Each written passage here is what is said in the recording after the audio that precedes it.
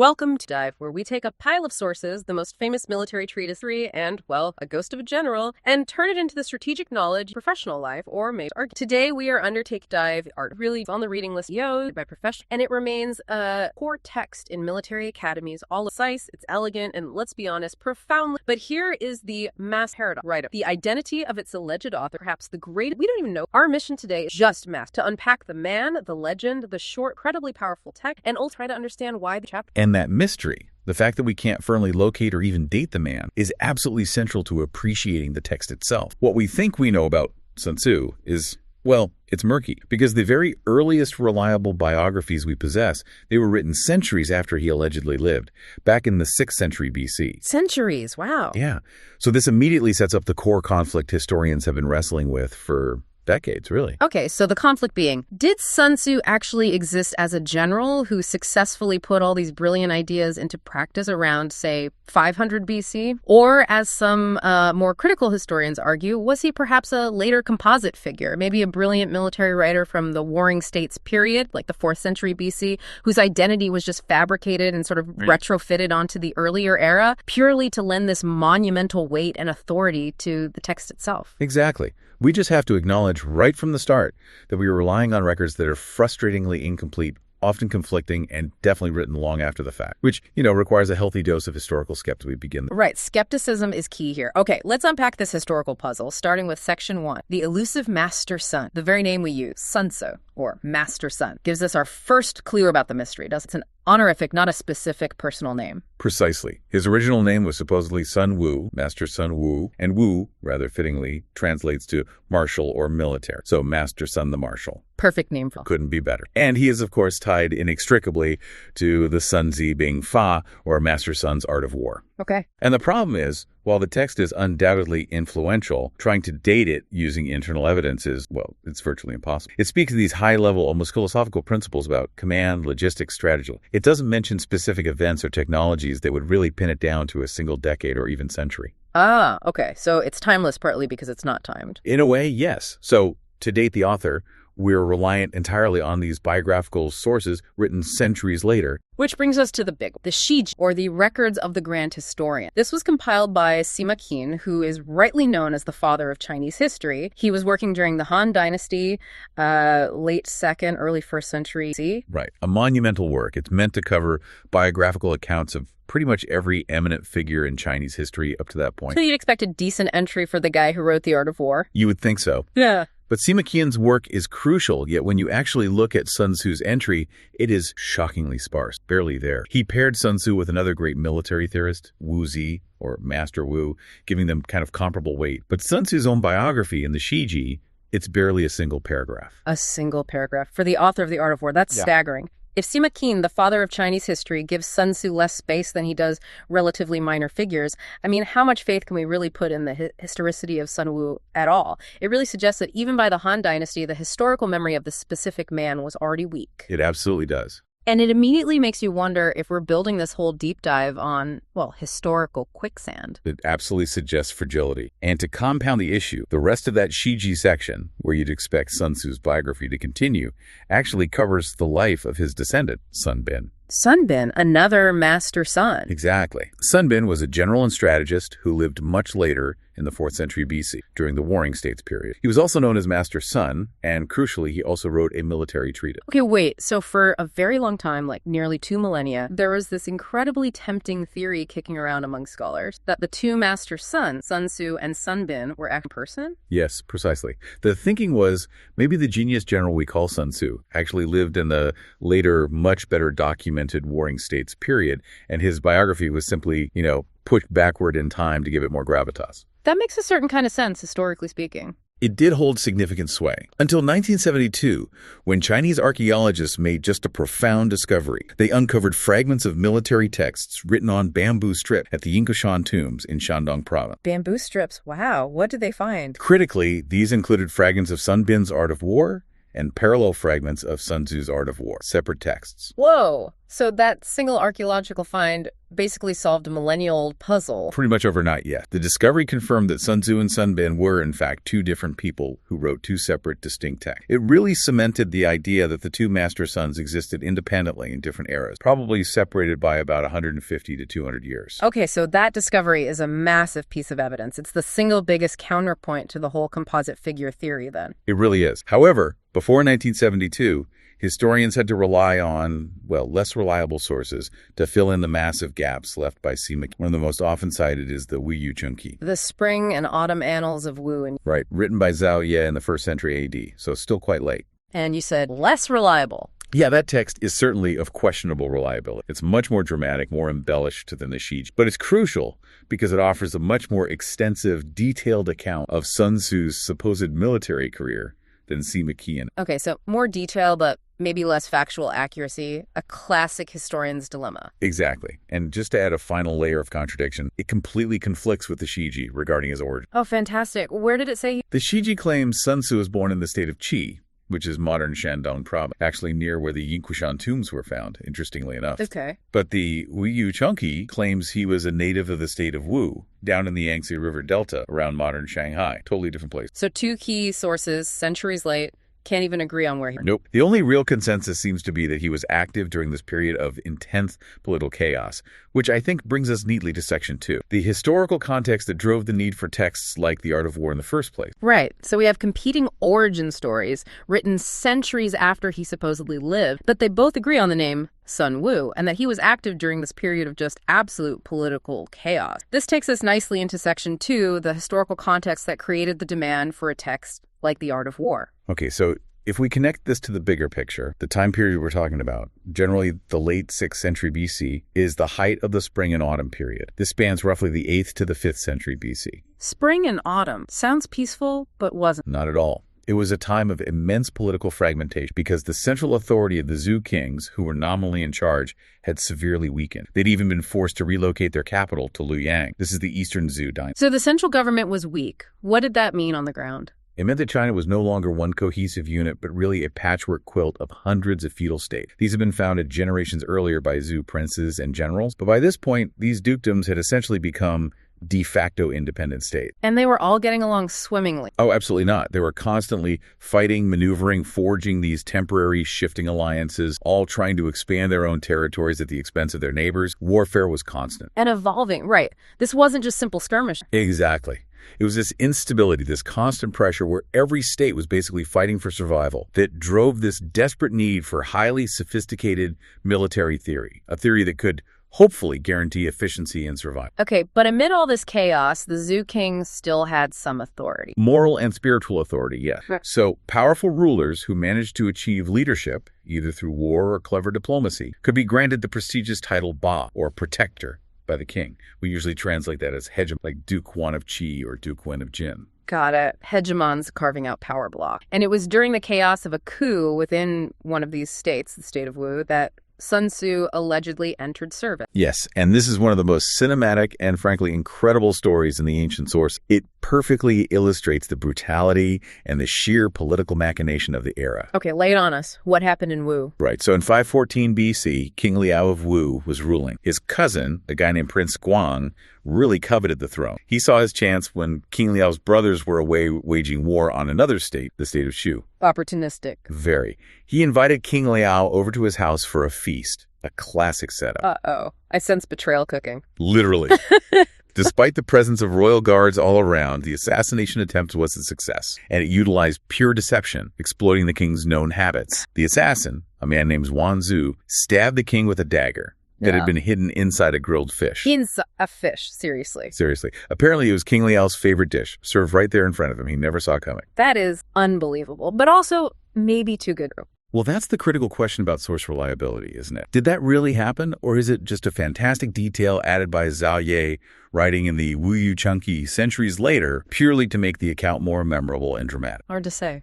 Either way, the message is crystal clear. The only rule in this game was effective deception. Prince Guang, having succeeded, then established himself as the new king, King Hilu of Wu. Okay, so King Hilu takes the throne via fish dagger assassin, but his problems weren't over. Not by a long shot. He faced an immediate and critical problem. The late king's brothers, Prince Gaiyu and Prince Xun, naturally didn't accept it. They defected to the rival state of Chu and were ready to launch a counterattack to avenge their brother and reclaim Wu. So King Hilu desperately needed military expertise fast to handle these defecting royal princes. Exactly. And this is where, around 512 BC, Sun Tzu enters the narrative. Now, the two ancient sources give slightly different accounts of how he got the job. Of course they do. What does the Shiji say? The sparse Shiji just says King Hilu had already read The Art of War and simply summoned Sun Tzu to court. Pretty straightforward. And the more dramatic Wu Yu Chung. That gives the more, dramatic account. It claims Sun Tzu was living in total seclusion, a hermit, basically, completely unrecognized. King Hilu had to send multiple emissaries to plead with him,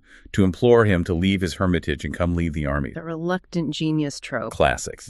Regardless of exactly how he arrived, King Hilu wanted a demonstration of his skill. And this brings us to maybe the most famous anecdote associated with Sun Tzu, the brutal test involving the palace women. Ah, yes, the concubine drill. This really illustrates his unwavering view on command, discipline, and the absolute supremacy of military over, anything else. It really does. Oh. King Hilu asked Sun Tzu to demonstrate his methods using the palace women. And the sheer number involved tells you something about the scale of the court. Somewhere between 180 and 300 women were rounded up. A small army of concubines. Essentially, Sun Tzu divided them into two companies. And then, maybe unwisely, he placed the king's two absolute favorite concubines, known for their beauty and status, in command of each company. They were even given some rudimentary military gear, helmets, armor, swords, shields. Okay, so he sets them up. What happens next? Sun Tzu began by explaining the signals clearly. Drum beats for advance, turn left, turn right, retreat. Then he beat the drum for the first command. And I'm guessing it didn't go smooth. Not even close. As you might expect from a large group of palace women suddenly told to act like soldiers, chaos just erupted. They completely dissolved into hysterical laughter instead of following the orders. Okay, understandable reaction, maybe? Sun Tzu, ever the meticulous strategist, didn't lose his cool. He calmly clarified the orders again, repeated them several times, just to ensure there was absolutely no ambiguity, made sure everyone understood. And then? He beat the drum again. And again, the laughter persisted, the chaos continued. No discipline whatsoever. Okay, now it's getting serious. This is the crucial moment. This is the crux of the lesson that separates the effective general from the courtier just trying to please the king. Sun Tzu addressed the king and the troops. He explained that failure on the first occasion might, arguably, be the general's fault. Maybe the orders were unclear, or the instruction poor. Okay, fair enough. Taking some response. But now, he said, that the orders were crystal clear and definitely understood, the failure and the fault lay squarely with the officers. The king's two favorite concubines. Oh, boy.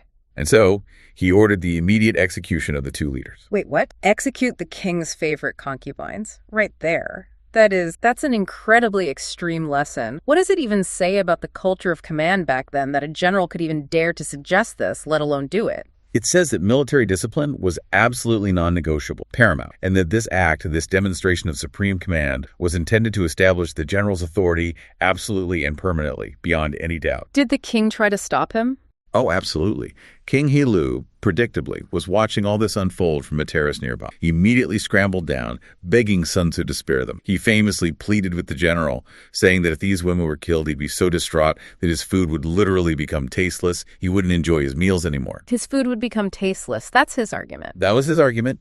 And here you get the classic, completely uncompromising Sun Tzu response. He asserted that when appointed general and leading an army on campaign, the general possessed full military authority. He was not bound to follow the king's civilian orders when it came to military matters in the field. Wow. That is a radical statement for the time, surely, establishing military command as a separate, supreme domain. It absolutely was. Mm-hmm. It forces the king into a stark choice. His personal comfort and affection versus strategic reality and military necessity. Sun Tzu was basically asserting that discipline comes before affection. Always. And only discipline truly prepares an army for the brutality of war. So did he go through with it? He did. The two women were executed on the spot. They were instantly replaced by the next women in line in the formation. And what was the result of this demonstration? The result was immediate and total obedience. When Sun Tzu beat the drum again, the remaining women executed every single command, left turn, right turn, advance, retreat, perfectly, precisely, and without a single whisper of hesitation. They moved like actual soldiers. Incredible. The change was that stark. Completely stark. Sun Tzu then turned to the presumably still grieving King Hilu and formally invited him to inspect the newly disciplined army. He stated it was now ready for war and could, quote, march through fire and water. And did the king inspect them? No. Predictably, the king had suddenly lost his appetite for inspection. He declined the offer. Can't blame him, really. Sun Tzu then took the opportunity to admonish him directly. He basically said the king was clearly willing to praise strategy on paper, appreciate the theory and the art of war, but he was utterly unwilling to implement the brutal, necessary practices required for true strategy and real discipline in the field. So the story isn't just about harsh punishment, then? No, not entirely. It's about showing that the principles laid out in the art of war require absolute ruthless commitment, right from the highest level of leadership all the way down to the lowest foot soldier. Theory is useless without the will to enforce it. Okay, that successful, if incredibly brutal, demonstration led directly to Sun Tzu's formal employment as judge, and it provides a perfect bridge to the text itself, the art of. Let's move into section 3 and look at the principle. The core of his philosophy is contained in the standard text we recognize today, divided into 13 pretty short chapters. It's remarkably concise, about 10,000 words in total, and every single chapter opens with that formal address, Master Sun says. Right. The text power doesn't come from its length, but from its structure and its scope. It offers these high-level, almost timeless principles that seem applicable to any kind of competition, not just. And it begins, interestingly, not with a discussion of troops or weapons or tactics, but with a statement that immediately establishes the massive stakes involved. Chapter 1. War is a vital matter of state. It is the field on which life or death is determined and the road that leads to either survival or ruin and must be examined with the greatest care. That declaration right there fundamentally frames war not fighting, but as an extension policy. It demands meticulous, rational, almost cold, non-impulsive consideration before you even think about starting. Exactly. And Sun Tzu argues that before you ever commit a single troop, a commander absolutely must assess 5 critical criteria. These need to be evaluated to determine the overall probability of victory for each side involved. The 5 criteria, right. These are foundational to his whole strategic philosophy, aren't they? Because they define the scope of the strategist's job as something much bigger than just the immediate battle. Precisely. The first one is Tao, often translated as the way or morale. Okay, I noticed Tao is listed as number 1. That seems almost counterintuitive for a text often known for its emphasis on deception and ruthlessness. Why does morale, the leader's ability to persuade subordinates that the cause is just, why does that rank above, say, terrain or logistics? That's a great question. It's because Sun Tzu understood that strategy isn't just about moving pieces on a board. It's fundamentally about statecraft, about human psychology. The Tao represents the moral authority and the unity of purpose that needs to be shared between the ruler and the ruled, the general and the soldier. He believed that a unified populace, an army that's convinced of the justness of their cause, makes logistical failures or difficult terrain less critical factors. If the ruler lacks the Tao, meaning the army doesn't believe in what they're fighting for, then no amount of genius planning is going to save them from internal collapse or lack of motivation. Okay, that makes sense. Morale is the bedrock. So if Tao is the moral component, what are the practical factors that follow it? Number 2 is climate. Pretty straightforward. Weather conditions, seasons, these heavily impact maneuverability, soldier health, and crucially, supply store. Can't campaign effectively in the middle of winter, usually. Right. Number 3. Terrain. This covers how the physical landscape facilitates or hinders troop deployment, supply lines, maneuvering basically the physical environment you're operating. Hills, rivers, forests, choke point. Okay. Number 4 is command. This seems to go right back to the palace women. Absolutely. This is the leader's ability to motivate, ensure consistency, and critically, to discipline the troops effectively. It encompasses virtues he lists like wisdom, sincerity, benevolence, courage, and importantly, strictness. It's the quality of the general, him or herself. And finally, number 5. Number 5 is regulation. This refers to the organizational efficiency of the army itself. Things like logistics, how you get food and weapons to the front, the structure of the chain of command, how easily orders flow down and information flows back up, how well the army is organized. So Sun Tzu essentially argues that if you meticulously assess these 5 factors, Tao, climate, terrain, command, regulation before the campaign starts, you can actually reliably calculate the likelihood of success or failure. That's his claim, yes. It's about objective assessment before subjective act. Okay. Chapters 2 and 3 then get into the actual conduct of campaigns. And here he places enormous importance on logistics and, crucially, on speed. Yes, speed is paramount. Campaigns must be brief, he argues, to conserve supplies and prevent financial ruin back home. Prolonged warfare drains the state treasury and exhausts the people. Which leads to some very practical advice about where to fight. Exactly. He says it's far better to fight on foreign territory whenever possible. Why? So you can live off the land, seize enemy supplies, food, fodder, equipment. It's much more efficient than relying on these long, vulnerable supply lines stretching all the way back to your home state. He saw those long supply lines as an unnecessary drain on the state's coffers and manpower. Make less cost, more gain. And this efficiency focus brings us to the text's most famous, most often quoted concept, the ultimate goal. This is what really seems to separate Sun Tzu from many later Western military thinkers. Absolutely. He famously stated, "It is best for a commander to achieve victory over the enemy without fighting at all. The supreme art of war is to subdue the enemy without battle." That statement completely shifts the focus, doesn't it? From tactical battle outcomes to the much broader strategic and political sphere. It does. The highest priority, according to Sun Tzu, should be undermining the enemy's strategy itself, defeating them through diplomacy, through subversion, breaking their alliances, using psychological operations. Only when all those efforts fail should military force actually be used as a last resort. And this concept of the bloodless victory is exactly what makes the text so appealing to, say, business strategists today, right? Winning without costly conflict. Precisely. It's about achieving the objective with minimal expenditure of resources, whether those resources are lives, money, or political capital. Okay. Throughout the rest of the chapters, these core principles are explored in greater. I know chapters 4 through 6 discuss how to recognize and exploit strategic positions and formations to gain an advantage. Concepts like Shiji, strategic advantage, and nesexing disposition of force. That's right. And chapter 8 focuses heavily on adapting to changing circumstances on the battlefield. The idea that a strategy is only as good as its flexibility and its responsiveness to the enemy's actual movements. You can't be rigid. And running through basically all 13 chapters, as you noted earlier, is this pervasive central theme: deception. Absolutely central. The core idea is constantly wrong-footing the enemy, making them think you are weak when you're actually strong, or making them believe you are stationary when you are in fact moving rapidly. Sun Tzu famously stated, "All warfare is based on deception." Hide your true intent, create a false appearance that leads the enemy into making a critical error. Exactly. And because of this heavy reliance on political maneuvering and strategic deception, it's no surprise that chapter 13, the final chapter, is dedicated entirely to the use of spies. Right. Intelligence gathering. The text explicitly recognized that gathering accurate real-time intelligence about the enemy, their plans, their strengths, their weaknesses, their morale, is probably the most valuable asset a commander can possibly possess. It underscores that war is fundamentally about information asymmetry, not just about who has more soldiers or sharper swords. And he gets pretty specific about spies, doesn't he? Remarkably so for such an ancient text. Sun Tzu breaks down espionage into 5 distinct types of spies. Native spies, recruiting locals from the enemy's own territory. Internal spy, bribing or turning enemy officials. Converted spy, turning the enemy's own spies against them. Doomed spy, deliberately feeding false information to our own spies whom we expect to be captured to mislead the enemy. And finally, surviving spy, those who successfully return with valuable. Wow, that's incredibly doomed spy. But this level of detail shows that intelligence wasn't just a tactical afterthought. It was the absolute foundation upon which all high strategy had. You fight blind without it. Okay, so we have the print. Now let's look at the general's alleged career in putting these ideas into practice after that. A memorable demonstration. Section 4, Sun Tzu the general and the Sun Bin contrast. King Heilu was convinced. Sun Tzu was appointed Jiang, which means general or commander. And you mentioned this was a position that back in the spring and autumn period was typically campaign-specific rather than a permanent stand. That's generally correct, yes. Generals were often appointed for a particular war or campaign and might return to civilian life after. Those successful ones could certainly have long careers. According to the source, particularly the Wu Yinqueshan, Sun Tzu first led the Wu army in the initial campaign against those defecting princes Chu, Gaiyu, and Sugong. He reportedly killed them both in battle, decisively stabilized King. Okay, first mission accomplished. What? He then apparently successfully invaded the powerful state of Chu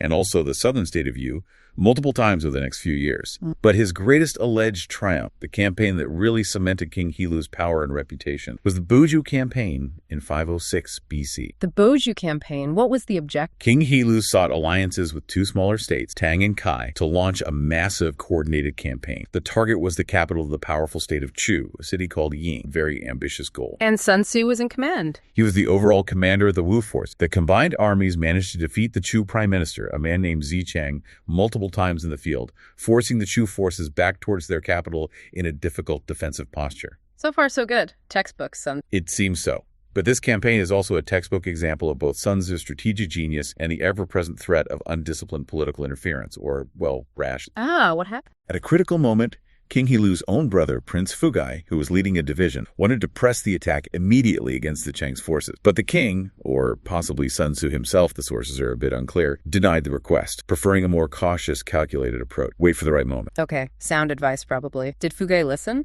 Absolutely not.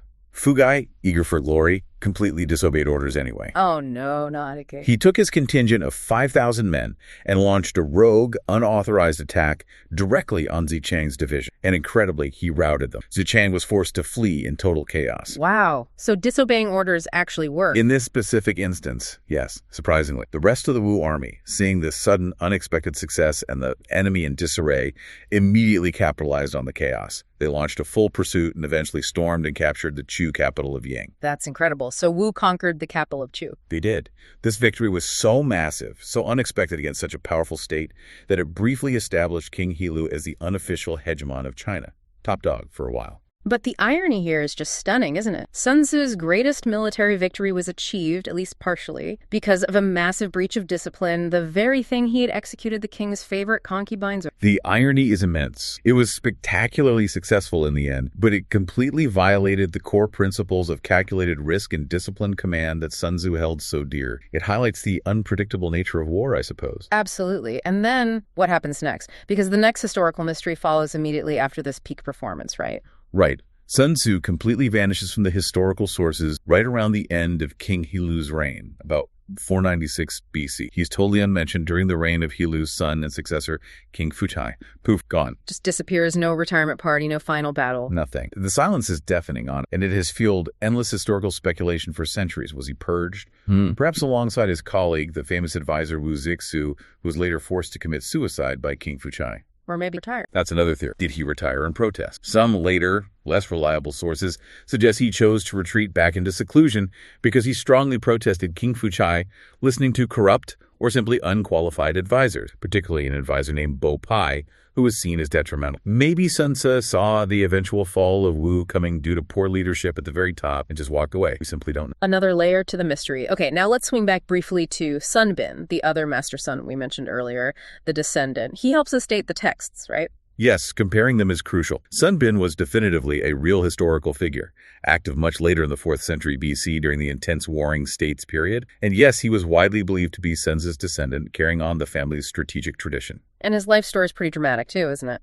It's the absolute embodiment of strategy born out of terrible adversity. He was famously crippled by his jealous former classmate and rival, a general named Pang Huan. Pang Huan falsely implicated Sun Bin in a crime, which led to the horrific punishment of having Sun Bin's kneecaps removed. Oh my God, removed! Yes, hence his nickname Bin, which means physical deformity or mutilation. This terrible injury meant he could never lead troops from the front lines. He had to operate purely as a strategist and advisor, often concealed in a command chariot. Okay, so crippled by his rival, did he get revenge? Oh yes, in spectacular fashion. Sun Bin managed to escape his captivity and eventually became a key military advisor for his home state of Qi. And from that position, he achieved a legendary victory at the Battle of Maling in 341 BC, specifically against his rival, Pang Huan, using pure Sun Tzu-style deception. Okay, how did he do it? What was the trick? Sun Bin needed to lure Pang Huan's army from the state of Wei into a deadly ambush. He did this by creating the illusion of a massive disintegrating army in full retreat. How?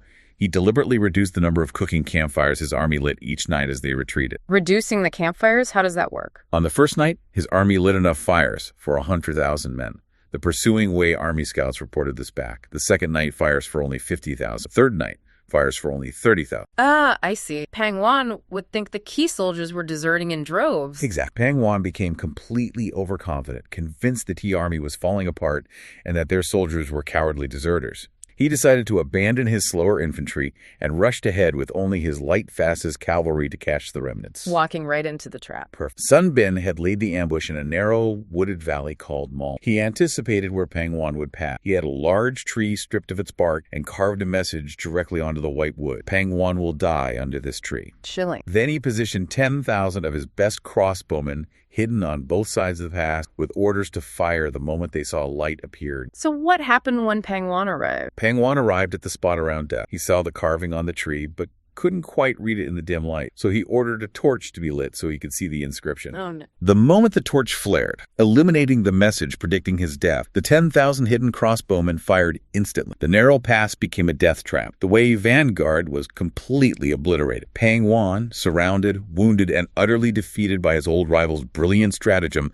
realized it was over and committed suicide on the spot. Wow. What a story. Revenge served cold and strategically. Absolutely. Now, comparing the two master sons is vital for dating their respective tech. The Yinqueshan tomb discovery confirmed they wrote different books, but the key difference in the actual content reflects fundamental technological changes in warfare between their eras. Okay, what's the key difference? Sun Tzu, in The Art of War, strongly advises against besieging walled cities. He argues sieges consume far too much time, resources, and manpower, and should be avoided if at all possible. Find another way. Okay, avoid sieges. What about Sun Bin? Sun Bin, writing maybe 150 years later, considers siege warfare a legitimate and sometimes necessary part of campaigning. His text actually offers detailed advice on how to conduct sieges effectively. Ah, that's a huge difference. What does that tell us? It strongly suggests Sun Tzu was writing in an earlier era, most likely the spring and autumn period. Back then, chariots still dominated warfare on open plain, and siege technology, things like sophisticated scaling ladders, rams, siege towers, counter-fortifications, hadn't really advanced enough yet to make attacking heavily fortified cities a militarily viable or cost-effective option most of the time. Whereas Sun Bin. Sun Bin was operating in the later warring states period. By then, warfare had shifted dramatically towards massive infantry, and crucially, siege technology had become much more advanced and effective. Sieges were commonplace, often necessary for ultimate conquest and holding territory. His text simply reflects the military reality of his time, which was different from Sun Tzu. That makes perfect sense. The technology changed the strategy. Okay, let's move to the final section, section 5. The timeless influence of these 13 chapters. Whether the original author was Sun Wu, or maybe Sun Bin influenced it, or perhaps it was an amalgamation of great military thinkers over time, the text itself became profoundly and permanently important in China. Absolutely. By the 3rd century BC, even before the final unification of China, it was already clearly known intimately by scholars and rulers across the various warring states. How do we know it was so widespread? We have clear evidence. The great legalist philosopher Han Fei, writing around that time, noted casually in one of his essays, "Everyone in the realm discusses military affairs, and every family keeps a copy of the Wuzi and the Sun Tzu." That suggests it was common knowledge among the educated elite. Every family keeps a copy, like a bestseller. Pretty much. Among those who could read and afford books, yes. And this intimate knowledge translated directly into state policy during the crucial unification campaigns under Qin Shi Huang. Qin Shi Huang, the first emperor, how did... The historical accounts, particularly in the Shiji again, suggest that the state of Qin often achieved victory, especially after long, grinding stalemate, by sending agents deep into the enemy capital, their mission, to undermine the enemy command structure, bribe key officials, sow discord and distrust among the leadership, exactly the kind of strategic espionage and political subversion Sun Tzu recommended as preferable to direct assault. Winning without fighting, essentially, or at least weakening them before the fight. Precisely. Then later, Cao Cao, the famous warlord and statesman from the chaotic Three Kingdoms period after the Han Dynasty fell, wrote extensive commentaries on the art of war. His analysis and annotations became so influential that they became the definitive version used for centuries after. So Cao Cao really helped solidify its place in the canon. He absolutely did. And by the Song Dynasty, around the 11th century AD, the art of war was officially codified as one of the 7 military classes. Reading it, and the other 6, became mandatory for anyone aspiring to be an officer in the Imperial Chinese military system. Required reading for promotion. Okay, so massive historical influence within China. But it wasn't universally accepted, right? It didn't fit neatly into all the established philosophical doctrine time. Who, specifically, was pushing back against Sun Tzu's very pragmatic, often ruthless approach? Yeah, there was definitely pushback. You had major criticisms coming from 2 very different opposing philosophical camps. First, the Confucians. Oh, was there? The Confucians strongly criticized the text's heavy emphasis on deception, on assassination, on ruthless. They believed that true leadership should be based on moral example, on righteousness, on benevolence, not on manipulation and trickery. They saw Sun Tzu's methods as fundamentally corrosive to social order and ethical governance. Okay, the moral objection. Who else? And then, perhaps more surprisingly, the legalists. These were the philosophers who generally favored strong, centralized state control and ruthless efficiency above all else. You'd think they'd love Sun Tzu. Yeah, seems like a good fit. Why did they criticize him? They criticized what they saw as Sun Tzu's humanitarian instinct. Humanitarian! Sun Tzu. The guy who executed concubine. It sounds ironic, doesn't it? But legalist thinkers like Shang Yang generally favored total, brutal, decisive war to achieve state ends quickly and efficiently. They saw Sun Tzu's famous insistence on "it is best to achieve victory without fighting" as a form of weakness and unnecessary restraint on the full application of military power. They essentially wanted total war right now, while Sun Tzu prioritized resource conservation and political maneuvering over immediate, all-out bloodshed whenever possible. Fascinating. So he was too ruthless for the Confucians and too soft for the legalists. Pretty much. Stuck in the strategic middle. And of course, you also had practical field commanders throughout history who just dismissed the theory entirely, much like King Hilu almost did initially. Right, the practical objection. Like who? Well, the famous Han Dynasty general Hu Kubing, known for his incredibly successful lightning-fast cavalry raids against the nomadic Xiongnu, reportedly dismissed Sun Tzu's writings as just old-fashioned rule. He argued that only practical battlefield experience and innate military talent really mattered, not dusty old books. Theory versus practice. Exactly. And much, much later, the King Emperor Kangxi,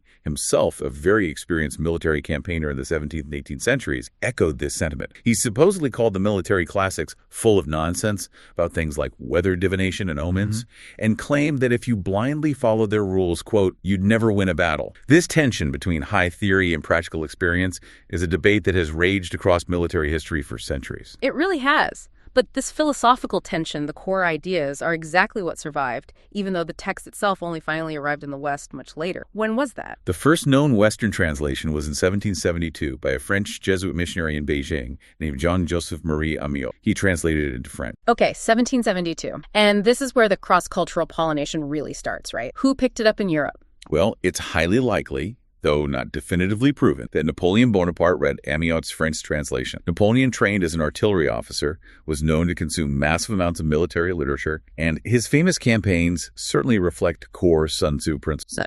Such as fighting on enemy territory whenever possible to shorten his own supply lines and live off their land, taking calculated risks based on intelligence, and, crucially, relying heavily on deception to wrong-foot his opponent. Can you give an example? Napoleon's brilliant maneuver at the Battle of Austerlitz in 1805 is almost a perfect example of Sun Tzu in it. He deliberately evacuated the strategically important Pratzen Heights, making his center look weak. He even sent envoys who gave the opposing Russian and Austrian commanders the strong impression that his army was demoralized and in no condition to fight. Feigning weakness. Exactly. He exploited their resulting overconfidence, just like Sun Bin did at Mao. They attacked his seemingly weak center, stretching their own lines, and Napoleon then launched a massive counterattack, broke through their lines, and achieved a stunningly quick and decisive victory.